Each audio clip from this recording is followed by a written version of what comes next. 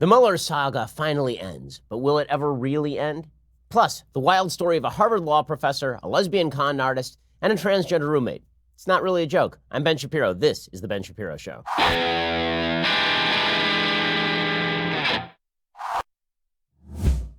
Lot to get to today, so let's jump right in. Before we get to the aftermath of the Robert Mueller hearing yesterday, which was basically a disaster for Democrats. And the way you could tell it was a disaster for Democrats is folks in the media insisting that it definitely was not a disaster for Democrats. They weren't suggesting it was a win, but it definitely wasn't as big a disaster as everybody's saying. Yeah, it kind of was. We'll get to that in just a second. First, Jeffrey Epstein is now on suicide watch after he was found with neck injuries in jail. This, of course, sent Clinton body count trending on Twitter, because that's always how this works. Whenever somebody close to the Clintons dies, everybody on the right immediately assumes the Clintons did it because everyone is a little crazy. In any case, the New York Post reports convicted pedophile Jeffrey Epstein has been placed on suicide watch after being found sprawled out and injured in his federal jail cell, law enforcement sources said Thursday. Epstein was nearly unconscious in his cell Tuesday at Manhattan's Metropolitan Correctional Center with injuries to his neck.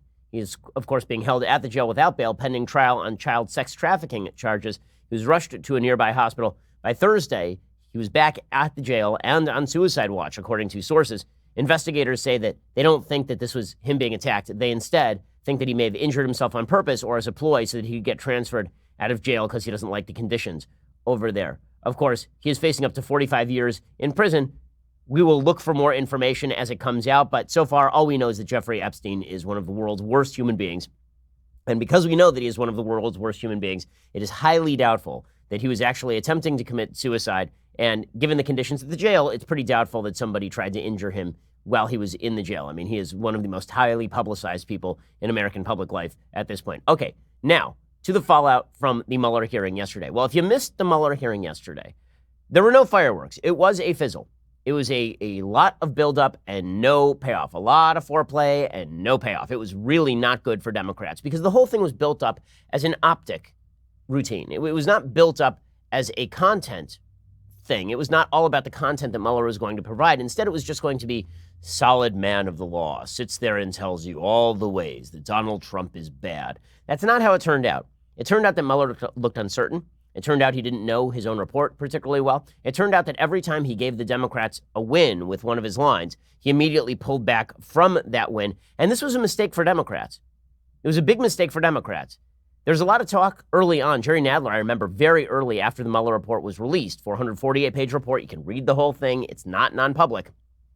After that came out, Jerry Nadler suggested maybe we won't call Mueller to testify. And I was wondering out loud at the time, why would he not? Maybe it's because Mueller just wouldn't be that good a witness. Maybe it's because Mueller is not going to say anything more than he already said in the report. But due to external pressure, due to the fact that there were so many people dreaming of the day when Donald Trump would be frog-marched out of the White House by Robert Mueller and his 73-year-old six-pack, all the Krasenstein brothers who were patting themselves on the back, getting the massage oils ready, none of this was real, but Democrats decided to go for it anyway, and it really backfired on them in a fairly significant way. If they wanted to push forward with impeachment, they should not have had Mueller testify. They should have just taken his report. They should have said, listen, the report provides us the evidence that we need to begin impeachment proceedings. The president can't be prosecuted because of the OLC, the Office of Legal Counsel, ruling that sitting presidents can't be prosecuted, but we are here to make sure that no one is above the law. Right? Democrats could have done that. Nancy Pelosi didn't want to because it's pretty unpopular, and most Democrats weren't going to vote for it.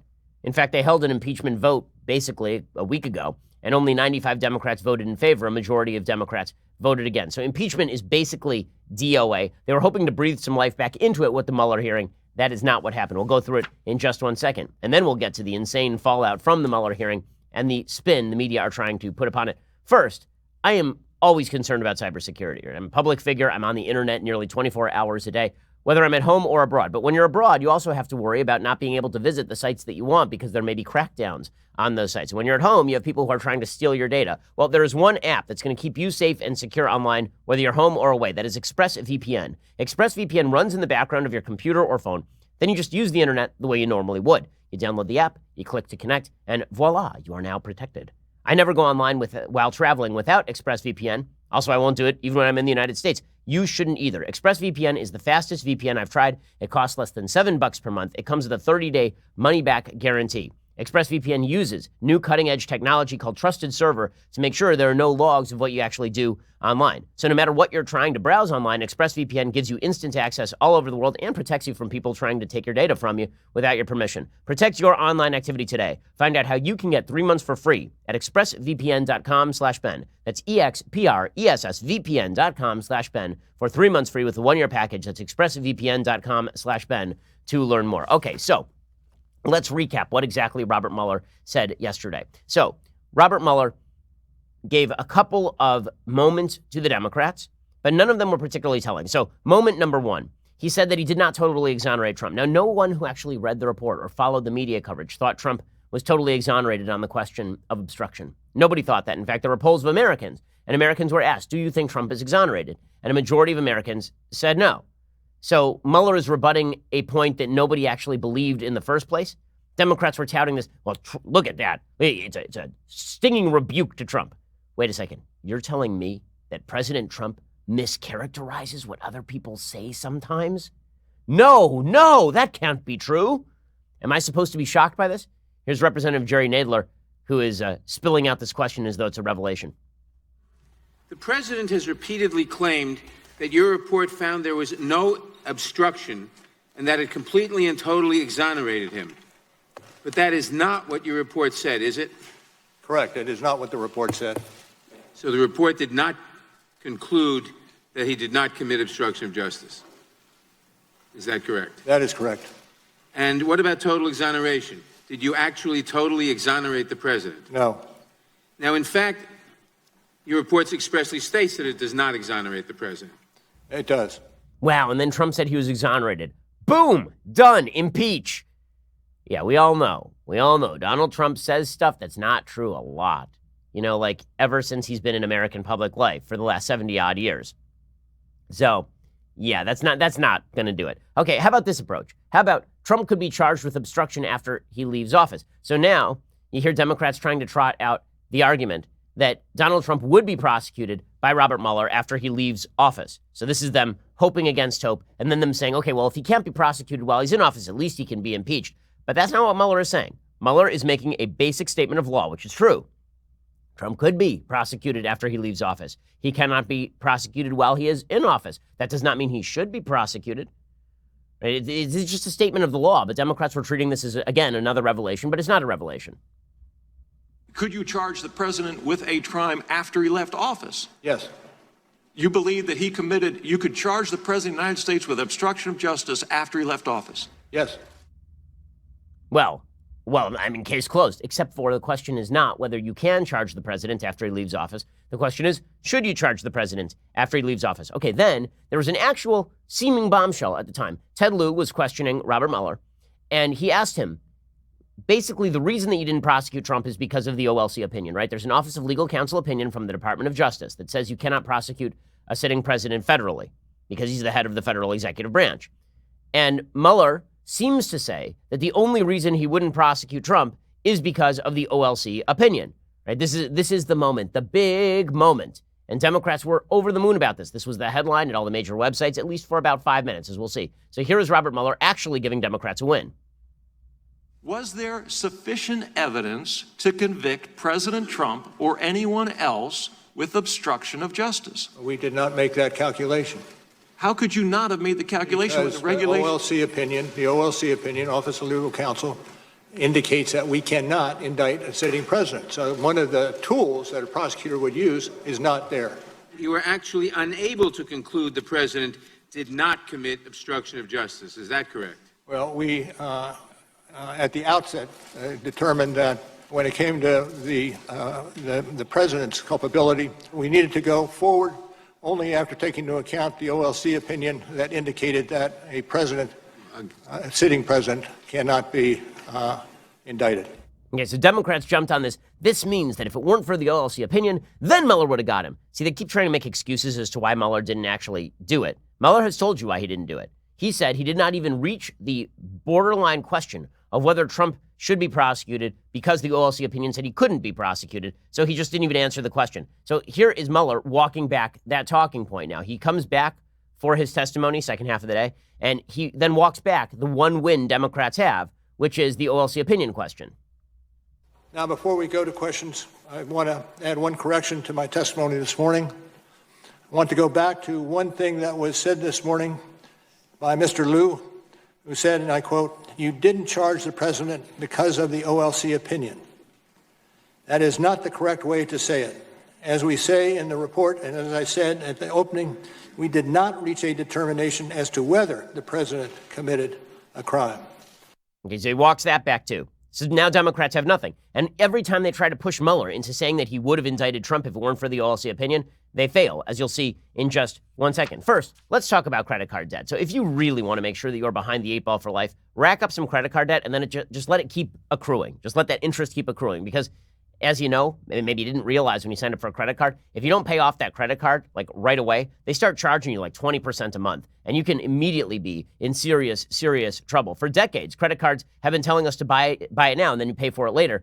And they're hoping that you don't pay for it on time because that's how they make their money, with interest. It's a bad path to follow. With Lending Club, you can consolidate your debt or pay off credit cards with one fixed monthly payment. Since 2007, Lending Club has helped millions of people regain control of their finances with affordable fixed-rate personal loans. No trips to a bank, no high-interest credit cards. Just go to lendingclub.com, tell them about yourself, how much you want to borrow, pick the terms that are right for you. If you're approved, your loan is automatically deposited into your bank account in as little as a few days. Lending Club is the #1 peer-to-peer lending platform, over $35 billion in loans issued. Go to lendingclub.com/Ben right now. You can check your rate in minutes and borrow up to 40 grand. That's lendingclub.com/Ben, lendingclub.com/Ben. All loans made by WebBank, member FDIC, equal housing lender. It's pretty easy to get into debt, but it doesn't have to be hard to get out. Go check out Lending Club right now, lendingclub.com/Ben. Use that /Ben so that they know that we sent you. Okay, so another attempt by Democrats to go after Trump via Mueller, and Mueller shoots that one down. So Hakeem Jeffries,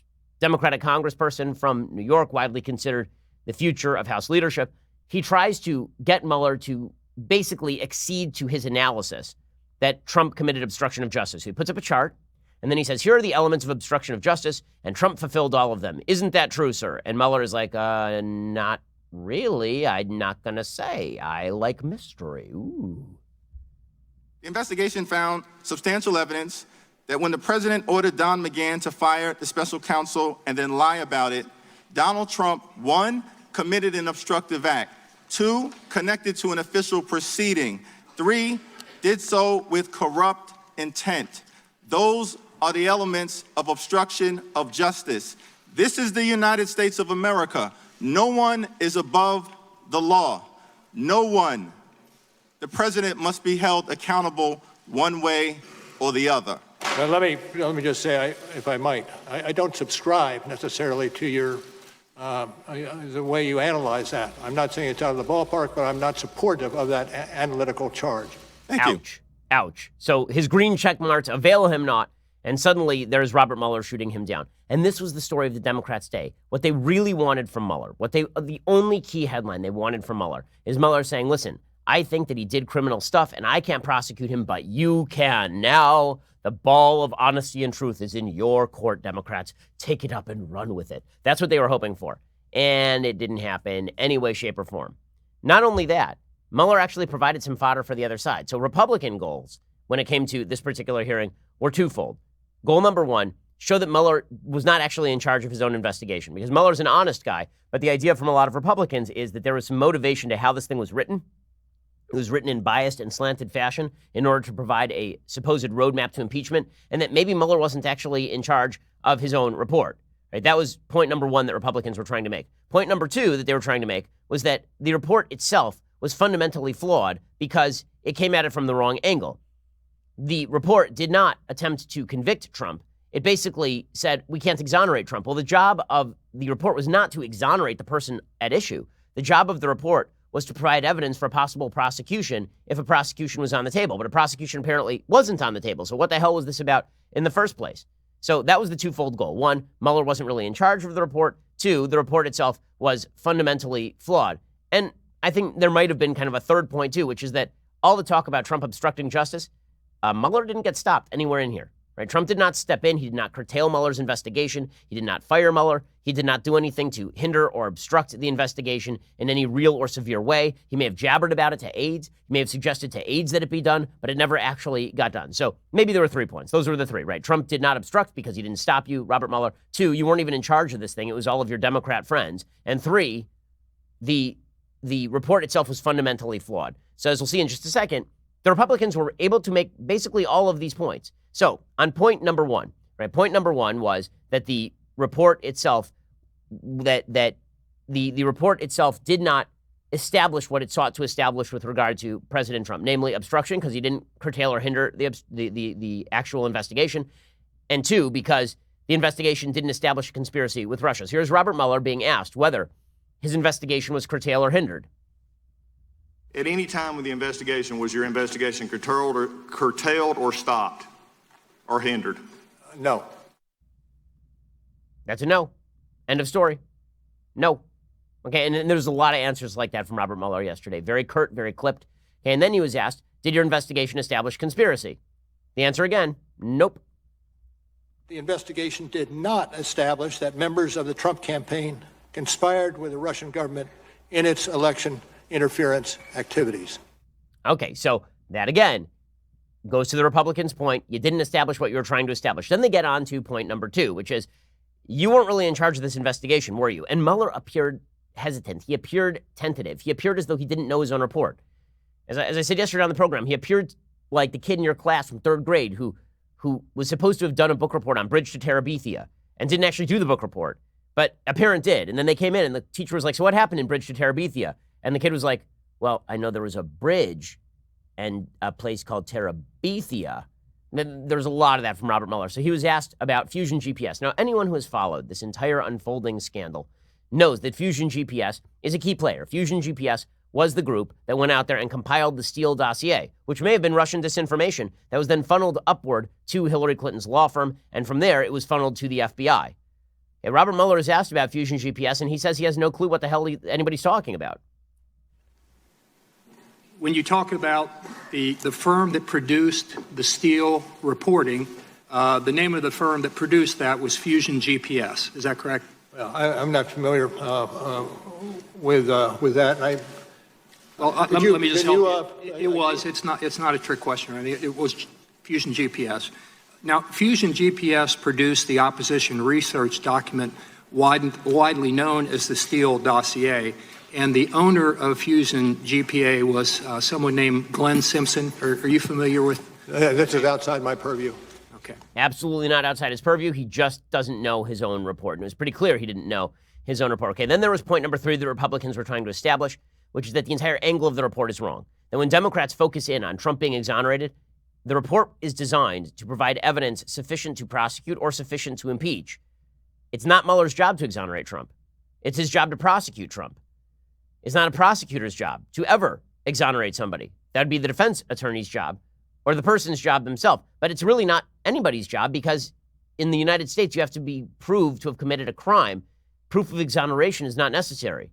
So here's Mueller being asked that question and admitting he doesn't know of any other case where the DOJ has, quote unquote, exonerated somebody.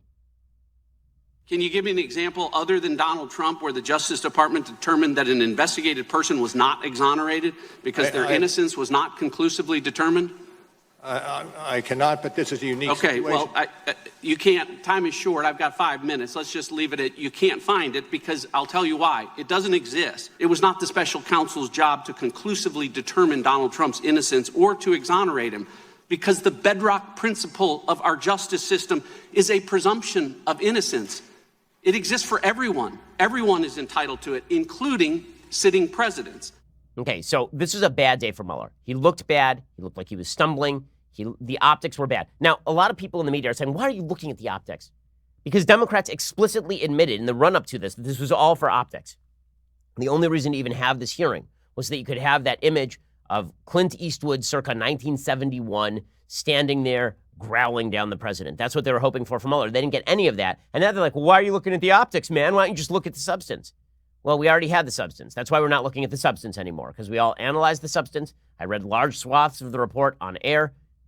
No, this was about the optics, and the optics did not cut in favor of the Democrats. Well, President Trump knew that. President Trump reacted to Mueller's testimony with glee and chortling. The Democrats lost so big today. Their party is in shambles right now. They've got the squad leading their party.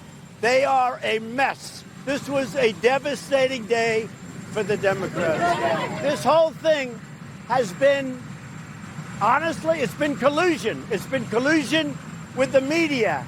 It's been collusion with other countries. This has been a disaster for the Democrats, and I think we're going to win bigger than ever. Okay, so, that is not an unfair analysis by the president of what the effect will be. Although, again, I don't know that there will be any effect. I think most people have moved past this, but Democrats won't let go. Democrats are not going to let go of this. So you have Eric Swalwell, the congressperson from California, who is suggesting, guys, this is only the beginning. It's only the beginning. Now, Eric Swalwell, as we know, knows things about things that are supposed to begin and then end quickly. Like his presidential campaign, which lasted approximately 37.2 seconds, in which he proposed that we nuke all gun owners. In any case, here is Eric Swalwell explaining this is only Act 1. And this became the Democratic talking point. We're not going to let go of this. Meanwhile, Nancy Pelosi in the back room is saying, guys, we need to let go of this. Here's Eric Swalwell. Where do we go from here, Congressman? I think success is that the American people will view this as Volume 1, or I'm sorry, that the American people will view this as Act 1, not Act 3. And as they heard names today like Manafort and Kalimnik and Gates, they will want to know, well, let's hear more about that, and that those witnesses will start to come forward. I think we should have an impeachment inquiry, and those are the next witnesses we need to hear from. No, I'm pretty sure everybody's like, nah, dude, not interested. And then Adam Schiff, pencil neck Schiff, according to President Trump, he gets up and he says, Mueller did live up to my expectations. Again, this is a guy who suggested for 2 years that he had deep nefarious intel suggesting that President Trump was compromised. Here's Adam Schiff trying to play this off as a win. I do think that Robert Mueller lived up to expectations, at least mine. He stuck to his report. That's what he said he was going to do. So I didn't go into the hearing expecting new facts. The halting nature of his answers made questioning him a challenge. As a former prosecutor, it meant that, you take each witness as they come, and it meant it wasn't easy to get him to tell a narrative. But what's more important than the style we saw of the witness is the substance, and the substance, I think, was just devastating. Okay, this was a dog and pony show. Everybody knew it was a dog and pony show. The dog and pony show was bad. And so it turns to, but don't you love dogs and ponies anyway? Adam Schiff really trying to make a diamond out of a piece of coal here. It's pretty wild. We'll get to the rest of the Democratic response in just 1 second. You can see that everybody is beside themselves. When you spend 2 years building something up and then it turns out to be a dud, it's kind of disappointing. It's like a Pirates of the Caribbean sequel. We'll get to that in just 1 second. First, I am too busy to go to the post office and also last time I went to the post office, let me tell you what happened. I drove up to the post office. I stopped outside for 5 minutes. The city of Los Angeles sucks at everything. Okay? This is a dirty, terrible city with horrible local governance, but they are fantastic at giving parking tickets. So I walked inside. 5 minutes later, I walk out. There's a $100 parking ticket on my windshield. I am not going to the post office again, even though I kind of like the post office, but I can get all their services by just using Stamps.com. It is fast and it is easy. Stamps.com brings all the amazing services of the U.S. Postal Service directly to your computer. Whether you're a small office sending invoices, an online seller shipping out products, even a warehouse sending thousands of packages a day, Stamps.com can handle it all with ease. Simply use your computer to print official U.S. postage 24/7 for any letter, any package, any class of mail, anywhere you want to send it. Once your mail is ready, just hand it to your mail carrier or drop it in a mailbox. It is indeed that simple. With Stamps.com, you get 5 cents off every first-class stamp, up to 40% off priority mail. Not to mention, it is a fraction of the cost of those expensive postage meters. Stamps.com, no-brainer, saves you time and money. Right now, my listeners have a special offer available. It includes a 4-week trial, plus free postage and digital scale, no long-term commitment. So that's a pretty solid deal. Go to Stamps.com, click on that mic at the top of the homepage, type in promo code Shapiro for the special deal. That's Stamps.com, enter Shapiro. Go check it out right now. Okay, so the Democrats are sort of stuck between a rock and a hard place. You spend 2 years telling your voters that President Trump will be ridden out of town on a rail because of Mueller. Mueller shows up, and it turns out that he is not solid. It turns out that he is wavering. It turns out that he doesn't know his own report. Republicans were basically able to establish that he was not familiar with his own stuff, which means that it kind of felt like this was politically motivated. And we're about to find out in the next month whether this investigation was properly initiated and conducted. The Inspector General of the DOJ, Michael Horowitz, is about to bring out a report about the beginnings of the Trump-Russia investigation. I'm sure that will be fascinating stuff. His report, certainly on the Hillary investigation, was fascinating reading and pretty damning for a lot of the folks involved in all of this. Well, Democrats are not going to let go of this, and that includes the people who are most closely tied to it. So Andrew McCabe, who was fired from the FBI for lying to the FBI, and he lost his pension over it.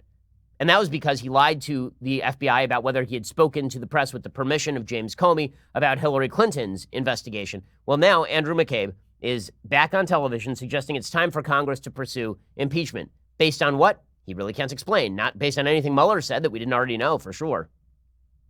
From my own experience at the very beginnings of this investigation, we confronted some very hard choices that we knew would have negative repercussions on our organization and on us personally. And we made those choices anyway because it was our job and our duty to do so. I feel strongly that that's the same position Congress is in now, and they should step up to the plate and do their job. It doesn't mean that the president will be removed from office or should be removed from office or will be impeached, but it is absolutely clear to me that the time has come for Congress to pursue a dedicated impeachment inquiry. Okay, this has become the talking point. People who are very invested in this thing are not going to let it go. And that's good for Trump because he can now point to them. He can say, listen, you petty jerks, there's a full investigation. There was no recommendation of prosecution. Mueller himself would not even answer whether he would prosecute me. Why in the world are we still doing this routine? If you don't like me so much, you can beat me at the ballot box. By the way, Trump is beatable. Okay, for all the talk about the Democrats being in chaos, which is true, right now Trump is underwater in Ohio by 4 percentage points, according to various polls, including Morning Consult. He's underwater in Iowa. And now he could still win those states. He's expected to win those states, in fact, against a Democrat. Right? Those are just his popularity ratings. Still, Trump is vulnerable, and yet Democrats don't seem to want to run against Trump. They seem to want to impeach him, or at least talk about impeaching him for the purposes of smearing him as a Russian cat's paw, even though that all fell apart.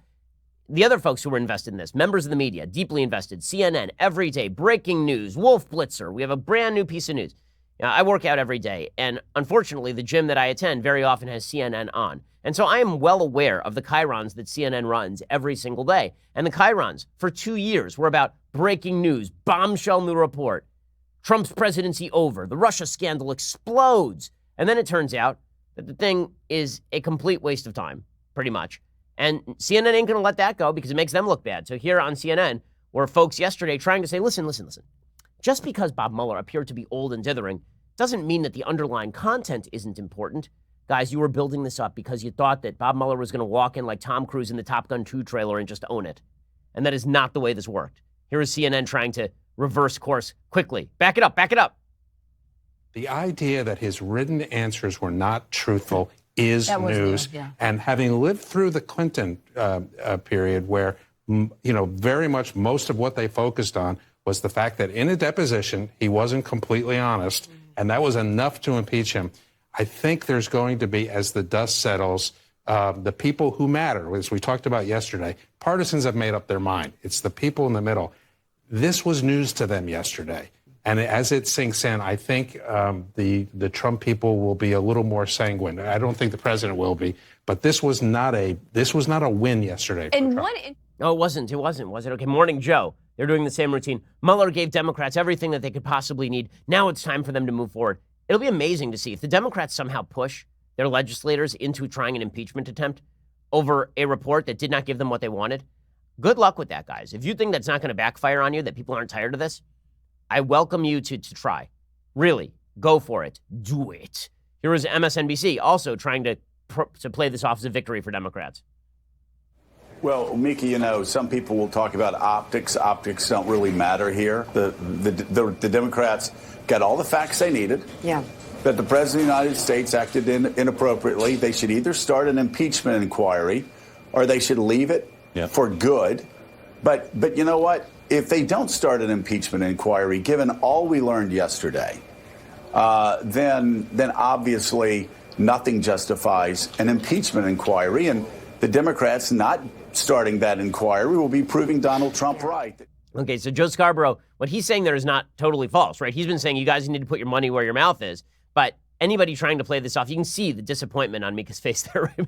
There are a lot of folks in the media who are very, very disappointed. Among them, Jimmy Kimmel, the Pope of late night comedy, as Guy Benson calls him, And here he is being thoroughly unfunny while going after Republicans for doing what you would expect Republicans to do, namely call into question how exactly the report was done, because there were serious questions to be asked about the nature of the report. Like, what was Robert Mueller doing if he knew he couldn't prosecute? Why was this report not ended with a recommendation one way or the other? Why didn't Robert Mueller know his own report? Here's Jimmy Kimmel trying to make excuses. It really was something watching them defend this. Normally when people fall on their knees for Trump like that, he pays them $130,000 afterwards in hush money, but... Wow. Again, you can try this all night long, but in the end, you're going to run up against the stark reality. It was a bad day for Democrats. And this is what Chris Wallace says. So Chris Wallace somehow ended up on Stephen Colbert's show last night. It didn't go great for Stephen Colbert. So here's Chris Wallace explaining to Stephen Colbert that despite Colbert's best hopes and dreams, this thing did not go great. This has been a disaster for the Democrats and a disaster for the reputation of Robert Mueller. Now, you said that at 10:07 this morning, an hour and a half into a 6-hour series of hearings. So is Fox News' motto, we report and decide before the thing's over? There was a break in the hearing. Yes. We were asked for our reaction. And let me simply say, nothing in your monologue disproved that description. In what way was it a disaster? I don't understand. Yes, you do. No, I promise you. Chris Wallace is the best. Okay, come on. You got to love Chris Wallace. That is fantastic stuff. Owning Stephen Colbert right there. How you can see Stephen Colbert feel the pain. It goes directly to his small heart. It's just fantastic. Yeah. Chris Wallace just provided more comedy on Colbert's show than Colbert has provided in years. That was fantastic. Fantastic. You know what? Play it again. That was great. I got to watch it again. Watch as Stephen Colbert collapses in on himself like a dying star. Fantastic. This has been a disaster for the Democrats and a disaster for the reputation of Robert Mueller. Now, you said that at 10:07 this morning, an hour and a half into a 6-hour series of hearings. So is Fox News' motto, we report and decide before the thing's over? There was a break in the hearing. Yes. We were asked for our reaction. And let me simply say, nothing in your monologue disproved that description. In what way was it a disaster? I don't understand. Yes, you do. No, you really don't. Oh, glorious. Because of course he does. Of course he does. You couldn't watch that thing yesterday without understanding exactly what Chris Wallace was saying. Good for Chris Wallace for not taking that. Let me explain to you like a small child why it was a disaster. You watched it. You knew. And I love Stephen Colbert's routine there. Well, you didn't wait until all the facts were in, sir. Is that really newsy of you? Is that really news? Yeah, tell me about news, Stephen Colbert. Tell me about how news should be done. And if that's your best excuse, well, you said it early. Yeah, did anything change? No, it didn't. Good for Chris Wallace, man. That is solid stuff. We'll get to the Democratic presidential candidates reacting to this and, of course, saying what they have to say, which is impeach him, in just 1 second. First, let me tell you about this new app that I have been using to lose weight and feel better. It is fantastic. It really is. I've been using it day after day now. It's called Noom, and it really is terrific because when you want to get in shape, it's not just about exercising or eating healthy. It's about changing your daily habits because you might think, for example, that you're eating healthy and you're actually not. You may be doing bad estimates of your portions. You may, for example, think that your exercise is burning more calories than it is, and you wonder why it is you're not losing the weight. You might think, well, if I do it for a week and then I'm off for a week, is it really that big a deal? What Noom does is it systematizes your habits. It uses psychology, really, to help guide you. It provides you more information on a daily basis about what you can do to improve your health. It even provides people who provide you real-time feedback, gives you partners who you can work with. It is fantastic. I really enjoy it. Noom is a habit-changing solution. It helps users learn to develop a new relationship with food through personalized courses. It's based in psychology, and Noom teaches you why you do the things you do and arms you with the tools to break the bad habits and replace them with better ones. Because if you know why you're doing it, maybe you won't do it anymore. You don't have to change it all in one day. Small steps make big progress. Sign up for your trial today at Noom, Noom.com/Shapiro. In fact, I just got this from my parents yesterday. Noom.com/Shapiro, Noom.com/Shapiro to try that trial today. Start that trial right now. That's Noom.com/Shapiro. It's the last weight loss program you'll need. It really is terrific. Okay, we're going to get to the more Democratic response to Mueller, and then we have to get to the governor of Puerto Rico, who apparently is resigning. I know we don't pay too much attention to Puerto Rico until there's big news. There is big news out of Puerto Rico today. We'll get to that. We'll get to all of it in just 1 second. First, I have to remind you, next month, we're taking our backstage show on the road for a special one-night-only event. It's August 21st at the beautiful Terrace Theater in Long Beach, California. Me, Daily Wire God King Jeremy Boring, Andrew Klavan, Michael Knowles will all be there live.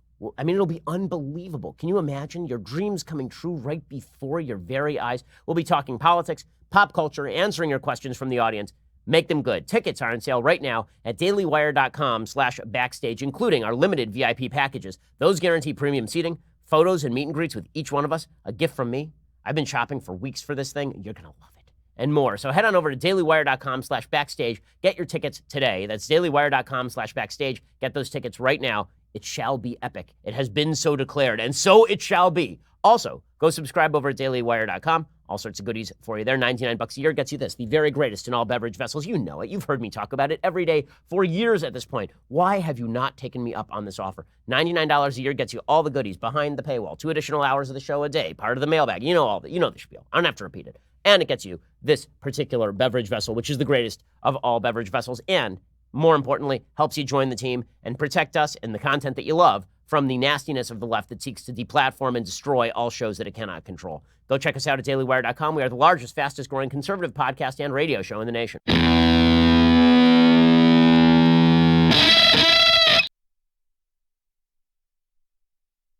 So as I say, for Democrats, it's in for a penny, in for a pound. So the media invested in the narrative that Bob Mueller got him.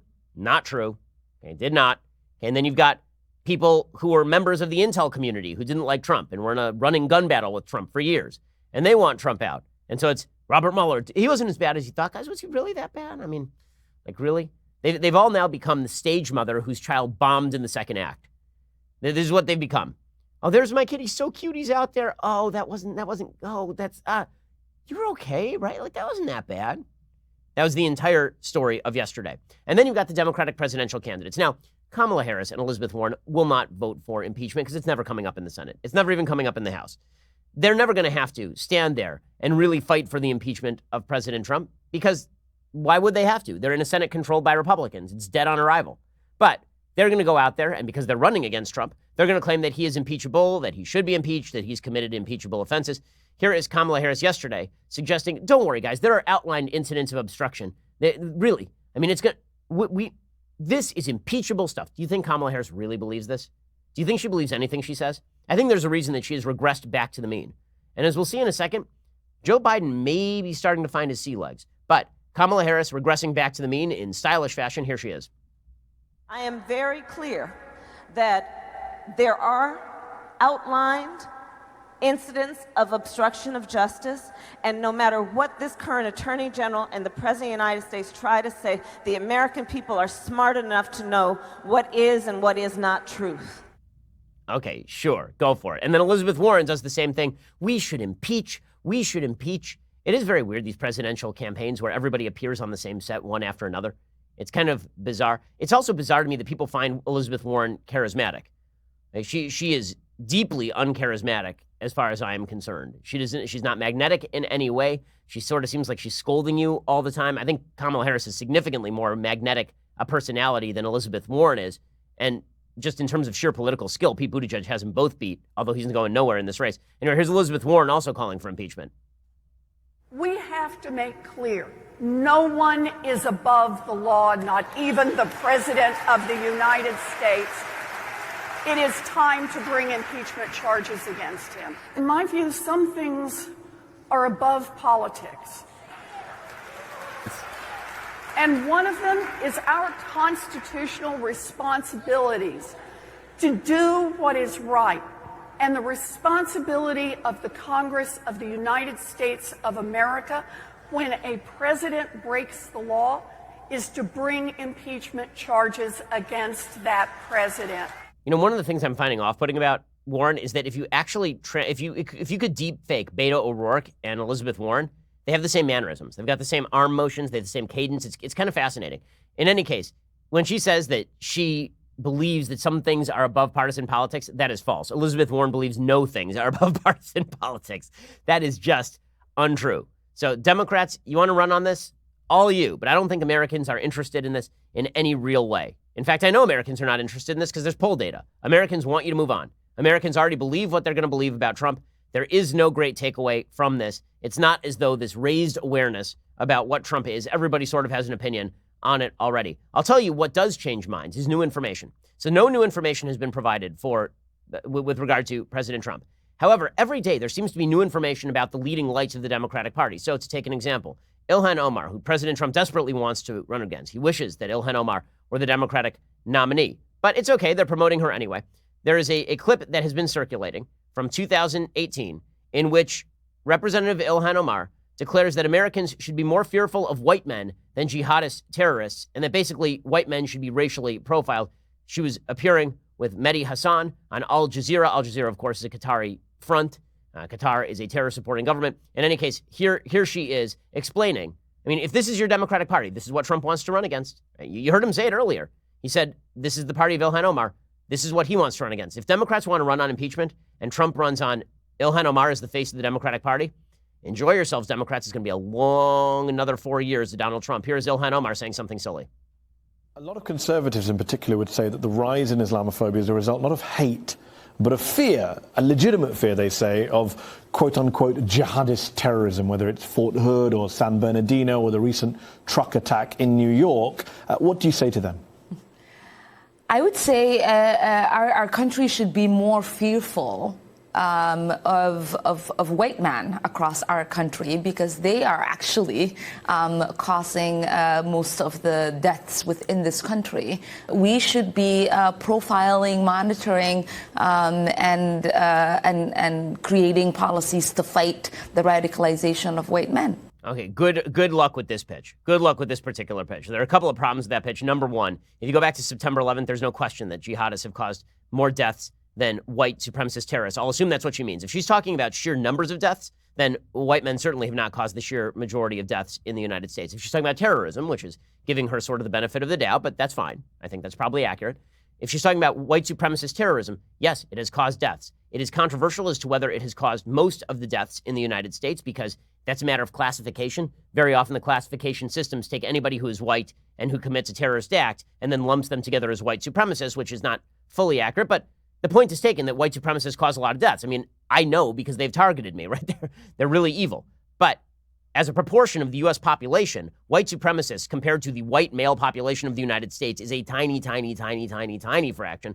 It is certainly a much smaller fraction than jihadists compared to, for example, the broader Islamic population of the United States. Now, I don't think that you should label all Muslims because some radical Muslims are terrorists in the United States. I don't think that's an excuse for labeling all Muslims. But the point that she's making, that you should, that's what she should say, right? She should say what I just said, which is, why would you paint all Muslims with broad strokes when it is a small minority of Muslims who are being radicalized? Islamophobia is never justified. It's an easy answer. Instead, she goes to, we should profile white men because they're the real danger. Good luck with that message, Democrats. Enjoy yourselves. Okay, meanwhile, in other news, the governor of Puerto Rico has announced that he is going to resign. His name is Ricardo Rossello, and he is resigning because he got caught up in a scandal where a bunch of his text messages to other members of his government were revealed. And they were pretty ugly.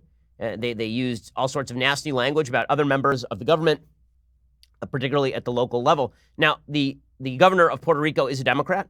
He's been at war with other members of the government who are also Democrats, also members of his party. He's been accused of corruption before. A couple members of his administration were just indicted a couple of weeks ago, and so now he is stepping down. According to the New York Times, the people of Puerto Rico knew him first as Ricky, the handsome boy who moved into the governor's residence when he was just 13. His father was the governor. Ricardo Rossello grew up as a child of privilege in historic La Fortaleza, a palatial 16th century mansion with heavy drapes and thick wooden doors just steps from the Caribbean Sea.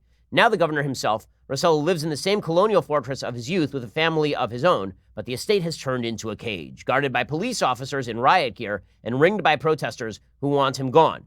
It took just 2 weeks for his administration to reach the point of collapse, undermined by a popular uprising that the governor initially thought he could withstand. Yet Rossello misread the anger brewing among his people after years of economic stagnation and broken promises. Well, the reason for the economic stagnation and broken promises is because Puerto Rico's economy has been incredibly weak. They have spent much more money than they ever had.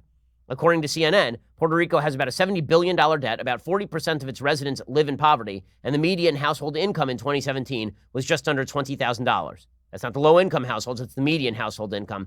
In the United States, it's well above $50,000. Part of the problem stems from a U.S. law back in 1920, according to CNN. The Jones Act requires all goods ferried between the U.S. ports to be carried on ships built, owned, and operated by Americans. By the way, I do oppose the Jones Act, but really what this is about is the wild overspending of the Puerto Rican government. Things got really bad in 2015 when Puerto Rico defaulted on its monthly debt for the first time. In 2017, Puerto Rico filed for bankruptcy, which is a vicious cycle because as the economy gets worse, more Puerto Ricans leave. The government has less tax money, so they end up trying to raise taxes in order to grab money back and pay things off or take austerity measures, which are unpopular. This is what happens when you get into an overspending cycle. And then there's the hurricane that hit the island in 2017, killing somewhere between 3,000 and 5,000 people, also wiping out power for months. There were serious allegations of mishandling of that by everybody from state to local authorities. The hurricane cost an estimated $95 billion in total damage. And then meanwhile, there were people in Rossello's administration who were being indicted for wasting taxpayer money on their friends, lavishing their friends with government contracts. And then it turns out that a couple of weeks ago, about 900 pages of leaked chats from the governor's private Telegram messenger group ended up on the Puerto Rico Center for Investigative Journalism. Apparently, Rossello and 11 of his top aides and cabinet members exchanged profanity-laced, homophobic, misogynistic messages about fellow politicians. Now, there's a Trump angle to all of this, which is that many of the people who are attacking Rossello are angry at him because they felt that he was bending over backwards to cater to Trump. But what choice did he have? His state is literally bankrupt. Puerto Rico is literally bankrupt. They went bankrupt in 2017. And when a disaster hits, he has to beg the United States for help. He has to beg the U.S. federal government for help. And so what are you going to do? Rip on him? Because he's treating, it's like Chris Christie treating Barack Obama nicely, except that Chris Christie didn't need to treat him nicely to get what he wanted. Well, Trump is the kind of guy who needs a little bit of flattering to get what he wants. In one message, Puerto Rico's then chief fiscal officer, Cristian Sobrino Vega, wrote he was salivating to shoot San Juan Mayor Carmen Yulín Cruz, a frequent critic of the governor and of President Trump. The governor responded, "You'd be doing me a grand favor." Of course, that's a joke, and everybody knows that's a joke. Sobrino Vega also made crude remarks about a Puerto Rican pop star, saying nothing says patriarchal oppression like Ricky Martin. Ricky Martin is such a male chauvinist that he bleeps men because women don't measure up. Pure patriarchy. And of course, this means brutality and terribleness. Okay, well, all of these people seem pretty terrible at their jobs, but this is one of the consequences of a fiscal crisis. The reason this has broader relevance is not merely because one of the reasons that Puerto Rico is having trouble becoming a United States, right? Like being every year there's a proposal to incorporate Puerto Rico into the United States. One of the problems is that means the federal government would have to inherit all of that debt. But it does raise the question of what happens when this problem comes to the United States. I don't mean Puerto Rico. I mean the debt crisis. Because the fact is that Puerto Rico declared bankruptcy on a municipal level. The United States is running a $22 trillion debt. $22 trillion. And today, President Trump endorsed another 2-year budget deal that blows out the budget to the tune of $1 trillion in deficit for the next 2 years. The Republican study committee came out. They said this is a bad deal, but Trump wants to get past the election. When you keep kicking the can down the road, you end up with unworkable alternatives. And Democrats want to raise the spending anyways. They don't care about the national debt. They don't care about the fact that debt eventually ends where Puerto Rico ended up, in a place where you now have to take austerity measures and cut benefits to your citizens who don't like it, and then elect governments that don't have the power to do anything because they can't borrow anymore because they're bankrupt. And then they have to take austerity measures, and then they don't like it, and then it creates enormous amounts of turmoil. Now, we can keep kicking the can down the road federally. Puerto Rico has not been able to keep kicking the can down the road, and so now they're eating their own. Again, this is a Democratic politician in Puerto Rico who's being ousted by fellow Democrats, many of whom are further to the left.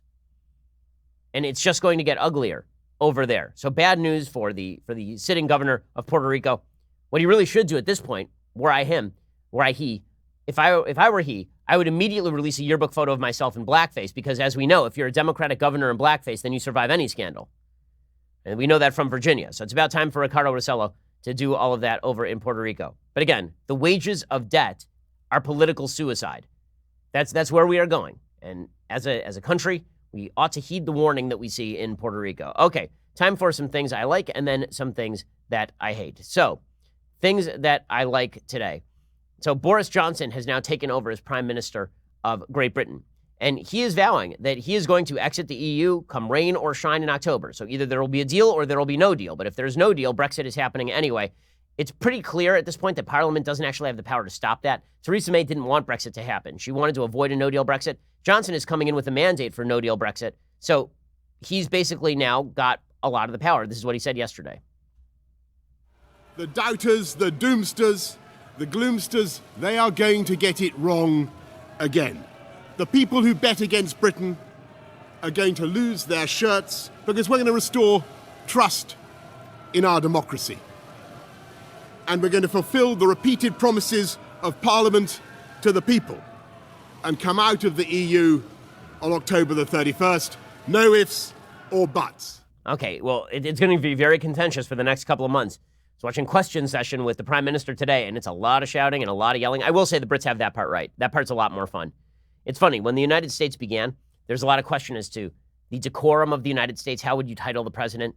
And John Adams had this long, flowing title he wanted for the presidency. It was like His Excellency, His Majesty, the Presidents of the United States. And instead, it just became Mr. President. Well, unfortunately, we formalized the presidency more than the Brits formalized their prime ministership. I think that we could use a little less formality at this point. You know, again, it lets off the steam. Yeah, other things that I like today. So environmental activists decided that they were going to glue themselves, super glue themselves, to U.S. Capitol walls in a call for action on climate change. Now, what exactly is that action? I talked at length yesterday on my radio show about the fact that there are not really a lot of great solutions for climate change. The fact is China and India have no interest in really doing serious work on climate change. If you're a third world country, you're mostly interested in making sure that your citizens aren't dying of starvation, and that means the use of carbon-based fuels. There are no alternative energies that are anywhere close to as efficient as carbon-based fuels. Cap and trade has been an enormous failure in Europe. There's talk about carbon taxes that would just be, it wouldn't be a cap and trade system. It would just be a system of taxation on each ton of carbon emissions, and then you do what you're going to do. But again, that relies heavily on the development of an alternative energy source that is competitive with other countries in the world. And the real question becomes, how much are people willing to pay additionally for energy in a political arena where people feel their government doesn't have their own interests at heart? In any case, it's much easier to go and just claim that nobody cares about the problem than to actually come up with some practical solutions for it, like, for example, deregulating nuclear energy. Yesterday, a group of environmental activists took a novel approach to calling for congressional action on climate change. They superglued themselves to the wall of a Capitol tunnel. Some of the protesters were draped in bright yellow police tape. Others were wearing placards reading, "Due to climate emergency, Congress is shut down until sufficient action is taken to address the crisis." A group of activists had used Gorilla Glue to fasten their hands to the door jambs of a tunnel connecting the Capitol Hill to the House office buildings. According to a participant, about 15 other people were helping. The video was posted online by Extinction Rebellion, a group that organized the demonstration. Here is what it sounded like.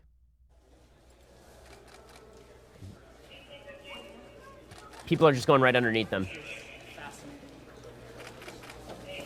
So they're really not obstructing very much here. Ow! I mean, like, you did super glue yourself there, dude. I mean, it's not like you woke up and somebody had super glued you to the wall. And you put yourself in this particular position. Ow! Oh! Because, can I tell you something? Climate action on a global scale, with the help of China, India, and Russia, that's not going to happen just because you super glued yourself to a window. You're just super glued to a window. You're aware of that, are you not? Apparently not. So, useless, ow! Useless action. That's definitely going to get things done. It was not immediately clear, according to the Washington Post, how the demonstrators were removed from the Capitol walls and whether anyone was injured in the process. One protester may have had her hand ripped from the wall by an unidentified person trying to get through the doorway, because people still have jobs to do. Some members of the group were carrying acetone solution, which can dissolve glue. So at least they came prepared to, leave without any further problems. Although the protesters attracted attention, they were less than successful in blocking the Capitol passageways, according to the Washington Post. Staff members, reporters, police officers, and lawmakers could be seen ducking under the activists' outstretched arms to make their way past them. "If you respect the climate emergency, you will go around," one of the superglued protesters can be heard saying in the video, as a steady stream of seemingly unfazed Capitol denizens passed below his arm and through the tunnel. "I guess not," another protester replied. Okay, well-deserved. So, again, stupid protests are some of my favorite protests, whether it's PETA having themselves branded like cattle to do what? Just like, now you have a brand on you, which is gross and weird. Or whether it is people supergluing themselves a la A Christmas Story, a Double Dog Dare. That's a take right there. It's a move. I'm not going to say it's a smart move. I'm not going to say it's going to achieve anything. In fact, I'm going to say the opposite. I'm going to say it's pretty stupid and doesn't achieve anything, and everybody's kind of annoyed, and we laugh at you when people stretch your hand skin that is connected to the window that you put there yourself because you're an idiot. Now, how about this? How about practical action, less moral posturing? Unfortunately, this has become, when it comes to climate change, huge swaths of the left. Just them sitting there and screaming in agony about climate change without anything remotely resembling a proper solution. Well done, protesters, for proving once and for all that you really have nothing to do here except yell and scream and pretend that you have ideas. Okay, time for a quick thing that I hate. So honestly, I don't know whether to put this in things I hate or things I love, because this story is just phenomenal. So The Cut has a long piece today. It's New York Magazine. A piece called "The Most Gullible Man in Cambridge." A Harvard law professor who teaches a class on judgment wouldn't seem like an obvious mark, would he? The piece is by Kara Balanik. What's wonderful about this is social justice warrior sensibilities coming back to eat alive a Harvard law professor. Now, I never took a class from Bruce Hay. Bruce Hay was always perceived as one of the more bizarre professors at Harvard Law School. He proved himself so in this story. This story is both glorious and horrifying in virtually every way. Quote, "It was just supposed to have been a quick Saturday morning errand to buy picture hooks. On March 7th, 2015, Harvard law professor Bruce Hay, then 52, was in Tagg's Hardware in Cambridge, Massachusetts, near his home, when a young woman with long reddish-brown hair approached him to ask where she could find batteries. It was still very much winter, and once the woman got his attention, he saw that underneath her dark woolen coat and perfectly tied scarf, she was wearing a dress and a chic pair of boots, hardly typical weekend errand attire in the New England college town. When he directed her to another part of the store, she changed the subject. 'By the way, you're very attractive,' he remembers her saying." Okay, so first of all, dudes, note, if you're out at a hardware store and a hot lady comes up to you and she just says to you randomly, "By the way, you're very attractive," look for your wallet. This is not going to go well. This has never happened in real life. This only happens in, apparently, pornography movies, so I have been told. Apparently, this professor did not know this, and so he immediately was like, "I am attractive. Wow." "Sorry, I'm married," he responded impulsively. It wasn't exactly true. Hay has been legally divorced since 1999, but he lives with his ex-wife, Jennifer Zaks, an assistant U.S. attorney in Boston, and their 2 young children. The woman quickly apologized, Hay recalls. "I didn't mean to bother you," she said. "I'm just here on business for a few days. I don't really know anybody." Okay, at this point, once somebody says that, still the radar's not going up. The wisest and brightest and most elite among us, Bruce Hay. How does that not send your antenna spiraling, right? How? How's your antenna not up? She starts with, "You're very attractive," and then she goes to, "I'm alone in the city for a couple of days." Hey, really? This is not how real life works, man. Hay, a Francophile, noticed the woman had a French-sounding accent and asked if she spoke the language. She told him her name was Maria Pia Schumann, that she was born in France, but her father was the American songwriter Mort Schumann, and that she was in town from Paris en route to New York. Schumann gave Hay her email address. The professor wasn't accustomed to picking up women in random places, let alone getting picked up by them. That's because no man has ever been picked up alone in a random place by a woman. Maybe it's happened, but it is a rare occasion. Hey, he was intrigued. No, kidding. Since moving back in with his ex-wife in 2004, he says, their relationship had been mostly platonic, and the two had an understanding that if either of them wanted to see other people, they'd have to move out. But casual flings, he believed, fell under a tacit don't ask, don't tell policy. By email, Hay and Schumann arranged to have coffee that afternoon, where they bonded over losing parents too young. She was now 32, an accountant with young children. Hay says she told him she had 2 toddlers she was co-parenting with an ex-wife who lived in London. File under friendship, Hay thought, right, because she's a lesbian. Schumann also told him about the friend she was staying with, Misha Hader, a brilliant trans woman pursuing a doctorate in physics at Harvard, who was struggling with crippling depression. Hay, who also battled depression, listened with particular interest. After a couple of hours, Schumann said, "I've really enjoyed this, but I have to leave town in a couple of days. I hope we can see each other before then." They went to dinner that night and again the next. At the end of the second evening, Schumann asked him to join her for breakfast the following morning. "I was smitten," Hay says.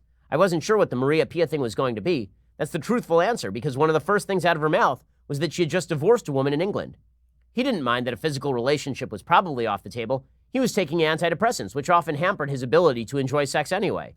Then, on the day Schumann told him she was leaving for New York on her way back to Europe, Hay says, she invited him to her room at the Taj Hotel in Boston, started kissing him, and led him to her bed. Hay drove Schumann to the airport early that evening. So again, at some point you might find this story suspicious, right? She picks you up in a hardware store. You have dinner a few times. She says she's a lesbian, and now she's having sex with you. At some point, you might be like, this is weird, but not if you're in Harvard, man. Hay drove Schumann to the airport early that evening. For the next few weeks, she traveled to London and Paris. She called and texted him daily, 102 calls that month, according to phone records. A few times, he asked if she would FaceTime or Skype with him. She refused. He found her resistance strange, but he didn't press the issue. By this point, she had begun declaring her love for him. She told me she never got involved with men, and I was this big exception, he says. Oh my goodness. It seems odd she would express such feelings for him after a few days together, but while he dismissed her intensity as a folly of youth, there was a part of him that entertained the possibility she was serious. Why not be open to it, he wondered. It had been years since he'd felt such a profound connection. So if you can sense that this story is going to go the wrong way, this is correct. A few weeks later, she texted to say she was returning to Cambridge and wanted to see him. They met the next day at the Sheraton Commander and had sex. Almost as soon as it was over, Schumann's mood shifted. She became dour, then angry, telling him she couldn't abide his keeping their relationship a secret, nor what he says she referred to as his continued attachment to Zach's. She demanded he leave her. Hay was confounded. He wasn't about to leave his partner of 28 years for a woman he'd slept with twice. He got up, dressed, and left. Later that day, Schumann contacted him to say she was open to discussing pursuing a relationship. When Hay demurred, she told him she didn't see any point in staying in touch, but they did stay in touch. Over the next 4 years, the law professor would be drawn into a campaign of fraud, extortion, and false accusations. At one point, Hay's family would be left suddenly homeless. At another, owing to what his lawyer has described as the weaponization of the university's Title IX machinery against Hay, he would find himself indefinitely suspended from his job, accrue over $300,000 in legal bills, with no end to litigation in sight. Okay, this is where the story goes from the weirdly pornographic to the merely politically delicious. Whether Schumann knew it when she met him, she'd found the perfect mark in Bruce Hay, an authority on civil procedure who'd spent much of his life in the ivory tower. Though he leans left, he briefly clerked for Antonin Scalia, because Scalia always had a left-leaning clerk he could argue with. Hay joined the Harvard Law faculty in 1992. A close friend calls him the quintessential absent-minded professor who tends to lose things, phones and laptops, and to miss social cues. I have friends who took his classes. They said he was pretty weird. Hay has a tight-knit circle of friends, many of whom are women, and though their relationships are non-sexual, the intensity, he tells me, has been a continual source of conflict with Zach's. Jennifer says my women friends have always had ulterior motives. My response has been that my best friends have been women for my entire life. He and Zach first met at Harvard Law in 1987. They married 2 years later. They had a son together before separating. Then Hay moved back in, and they had 2 more children together. Okay, and then things got weird. 6 weeks after they broke off contact, Schumann called Hay to tell him she was pregnant with his baby. She hadn't had sex with another man in the past year, she said. Hay was stunned. He hadn't even ejaculated during either of their encounters, a side effect of his medication. But he understood that pregnancy was possible, if rare, without orgasm. Schumann said she was weighing whether to terminate the pregnancy, then quickly followed up by saying she'd made the decision to carry to term. She was due in January. Hay says she didn't bring up money. He was more surprised when he learned that Schumann would be relocating to Cambridge that summer. She told him in June she had purchased a 3-bedroom mansard Victorian, now valued at $1.9 million, on a side street in the Radcliffe neighborhood less than a mile from his house, and had brought her children over from London. Maria Pia made it sound as though she had scarcely ever been to Cambridge, she says. She says she didn't know the area very well, didn't really know anybody. Schumann explained she'd purchased the apartment as an investment and as a place for Hayter, that's her graduate student trans woman friend, to live. While she finished her grad work, she and Hayter, she told Hay, had been best friends since they met as physics students their first year at Imperial College in London. Later in a conversation that summer, Schumann revealed that she and Hayter were raising the children together. Good luck to those kids, man. The unfolding revelations did little to put off Hay, who says he was determined to take full responsibility for my actions. Throughout the summer, he and Schumann got together once or twice and discussed rekindling their romance, but she told him it was contingent on him telling Zach about the affair and the baby, which he wasn't willing to do. They hadn't been sexually involved since their encounter at the Sheraton Commander in April, but Schumann could be effusive.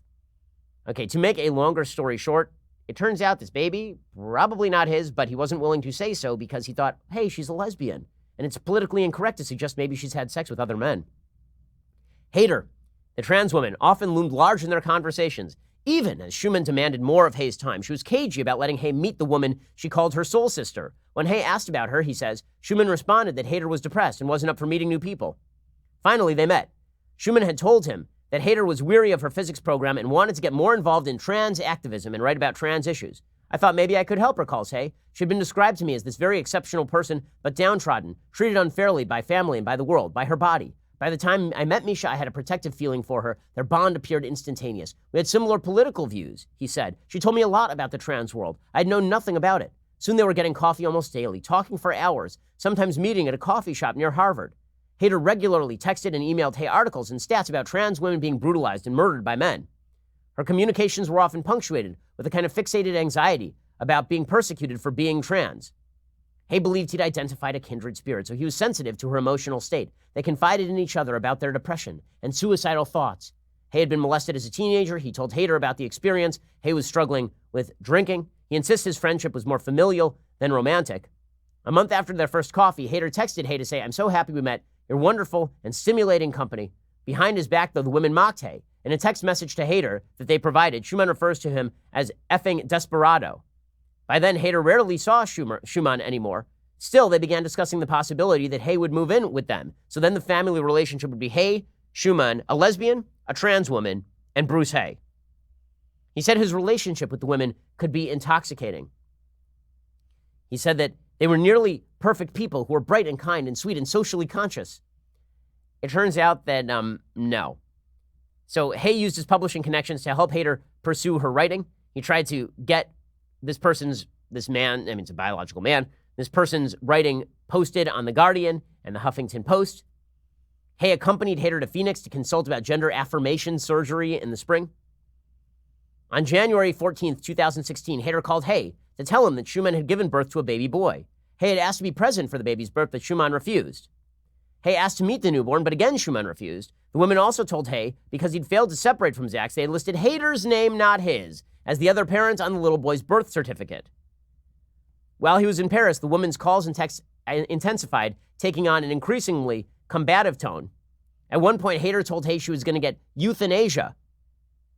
Okay. Meanwhile, Zach's had become suspicious, and Zach's took all of this as an enormous betrayal. Zach's told Hay it was highly unlikely he got Schumann pregnant. Jennifer suggested I was ignoring the evidence because I wanted to believe the child was mine. Perhaps she was right. Zach's pushed Hay for a paternity test. Hay wouldn't have it. Here's the key. Not only did he trust Schumann, he felt it would have been insulting for a heterosexual cisgender man to question a professed lesbian as to whether she had had sex with other men. He believed her when she said her sexual relationship with him was an exception. Hay met the baby for the first time. He said, "I never doubted he was my son." Schumann told him she was being treated for recurrence of cancer. Again, the diagnosis was fishy. Hay began to entertain doubts about the woman. It all got very weird, obviously, even weirder. Throughout the summer, the women suggested that Hay disentangle from Zach's. And then here's what ends up happening, because the story is really long, because it's the New Yorker. Here's what ends up happening. It turns out that they defraud him out of his house. The women returned to his house before Christmas. Zach's again called the cops. She started calling the cops on them. The next day, the women sent texts to Hay calling him a rapist who needed to be reported to authorities. He started receiving texts from an unknown number. "You will not get away with rape." Still, he kept hanging out with them. And then they stopped by. They asked him to sign a document. He didn't read the document, and he ended up signing over the deed to his house. He signed over the deed to his house, allegedly. And not only that, he then got involved in a Title IX scandal because he was accused by these women, or by a woman and a trans woman, of sexual harassment. And he ended up losing his job. Okay, it turns out that when you blind yourself to truths because you're trying to be too politically incorrect, there are some bad effects of that. Things tend to get rather hairy and awful. That Bruce Hay, man, blinded by reality, my goodness, that's some solid stuff, is it not? Okay, I think we can all acknowledge at this point that if you get scammed by a lesbian and a transgender woman into giving up your home, then you probably shouldn't be teaching law at Harvard. Is that fair?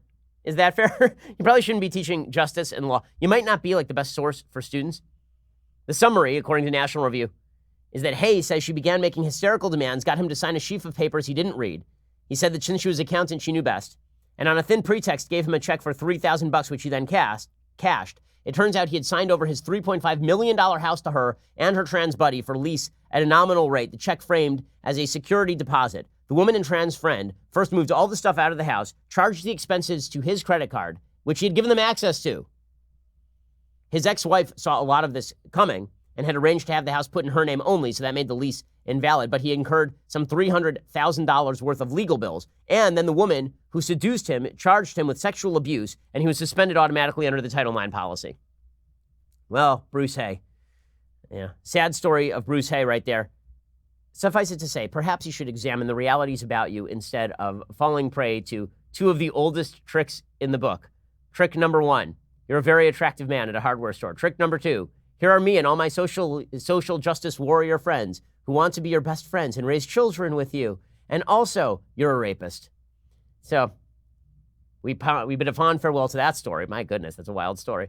We'll see you here later today for 2 additional hours. We have some great guests today on the program. Secretary of State Mike Pompeo is stopping by. We'll also be having on Representative Lee Zeldin of the House to talk about the Mueller hearing yesterday. So a lot of good stuff coming up. Go subscribe so you can be part of it. Otherwise, we'll see you here tomorrow. I'm Ben Shapiro. You're listening to The Ben Shapiro Show.